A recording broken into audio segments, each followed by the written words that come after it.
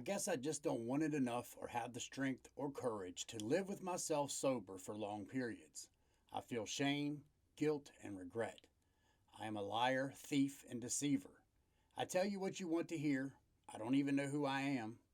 I subscribed, and maybe in the future you'll save my life. Who cares? I know exactly how you feel. I used to be exactly the same person. Exactly what you say there: liar, thief, deceiver. I did all those things. I started shoplifting when I was 16 years old, to the point that I made it a career and probably got about 8 felonies because of it. But that person that did all of those things for all of those years is not the person that I am today. So the first question that I would ask you if I could sit and talk to you is, how disgusted are you? How disgusted are you with the life that you're living right now to make you leave a comment like this? Because you don't want to be this person, right? I know you don't want to be this person. You're telling me right here you don't want to be this person. You're telling me right here that your disgust is getting there. And I think that disgust is one of the strongest things to use when it comes to getting clean. You have to be disgusted with the way you treat your family, the way you treat your friends, the way you wake up every day, the way you can't sleep, the way you feel.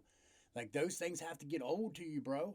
They have to get old. You have to get tired of living that life. You have to get tired of the chase. You have to get tired of being broke. You have to get tired of that disappointing look in your parents or your siblings or your friends or your boss's eyes, because you can see the disappointment, right? Like, that's where these comments come from, man. I've done some terrible stuff to get drugs, bro. I've done some terrible stuff. And I regret a lot of the things that I did. As much as I'd like to say none of that matters, it does matter, because it's stepping stones for you to learn how to not be the person that's leaving this comment. You don't want to be that person anymore. For me, it took many, many, many years. I have videos of me from 2012 to 2018, and I'm trying to get off the whole time. Like, the whole time I'm going in and making videos trying to help propel myself forward. I would make the video, and then the next day I would watch it, and then I would make another video. And then each time I would watch the video of myself from the time before, and sometimes I would get on there and be like, damn, that was a pretty good video. But other times I would get on there and I would watch the video from the time before and be like, oh my God, bro. Just looking at myself, seeing myself nod out, seeing myself slurring my words to the point that I couldn't barely understand myself. Seeing that disgust from a different point of view than inside of my own head helped me a lot. If that's something you think you might want to do, then do that. I called it daily journaling. I called it a video diary type thing, because I wanted to record the struggle I was going through. I knew that this was probably going to end up being something that I wanted to do. I don't even know how, because I didn't even start this till 3 years ago. You know, this was 2012. You're talking 13 years ago when I started doing this stuff. But I guess there was an inkling in me to make videos.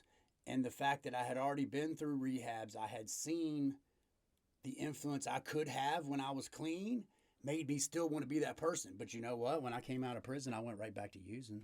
After I had 6 years clean. After I had 6 years clean in prison, and then I stayed pretty clean for about a year, year and a half when I first came home. Started running around with a girl that drank. Didn't like drinking. So what did I do? I wanted to get high too. So I started getting high. I started doing the stuff that I shouldn't have been doing again. I don't know how I got through probation. You know, I learned ways to, we won't talk about that. But dude, yeah, I wanted to make a video for you. Like, when I read this comment, man, it hit me in a different way, because you do have the courage, bro. You do. It's in there. What you're feeling right now is the drugs dumbing you down. The old you's still there, bro. The old you's still in there. It's just numbed. It's just cut down. Let me ask you a question. If there was one man on the planet that was doing this to you, he was the one doing this, he was the one making you use, he was the one making you feel this way, what would you do to that dude? would you allow that person to continue to make you feel that way? Would you just sit there and say, okay, give it to me. Make me feel bad again today? I mean, it's kind of like being in prison, right? Like some people that are in prison for life, like they all they plan is their escape. Start planning your escape, bro. Plan your escape, because all you have to escape is you. You just have to escape yourself. You're the one holding yourself prisoner right now. You and your addiction. Now, I understand that you can say, I'm not doing this by choice because, oh, God, I get it. I'd be choosing not to use. I'd be choosing not to get high, and then I would end up high. And then sitting there going, how did I get high? But you have to change that mindset. You have to change your goals. You have to change your everyday. It becomes a habit. It becomes easy. It becomes like breathing. It becomes like eating. It becomes like walking. You know, you're so used to doing it. I had another comment from a guy that said that he's been getting up on opiates, methadone, or Suboxone for the last 20 years of his life. And he doesn't know how to wake up in the mornings without that starter. You know what I mean? Without that caffeine for him. It's his caffeine. It's his coffee. And I know exactly what that's like. Who doesn't like getting up and starting their day feeling great, being high, feeling whatever? But bro, anymore it's not high, is it? It's not high, is it? Because you're obviously lying, cheating, stealing, deceiving, probably to get more. If somebody else made you do that, would you let them do that to you? If you spend as much time trying to get straight as you spend getting high, you'd already be straight. Think about that for a second, bro. One of the most important things I ever learned was how much time I spend. And sit down and think about it. How much time, money, and effort does it take you per day to get high? Because if you would spend that much time, money, and effort into getting straight, you'd be straight. Because nothing's going to stop us from getting high, right? Nothing's going to stop you. You're going to go get high. Don't let nothing stop you from getting straight.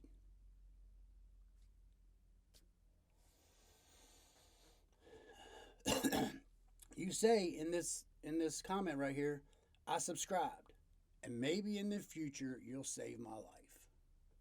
Brother, I would like nothing more than that.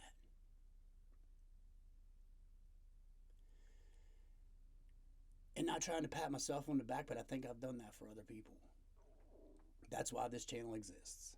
I also lost 2 people last year to this. That I wish I'd have done more.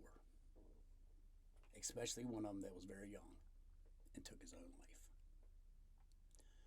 I was working with him for a couple weeks prior to what happened, and now I feel like if I would have taken more time, if I would have spent more time calling or texting or doing something, maybe I could have changed that.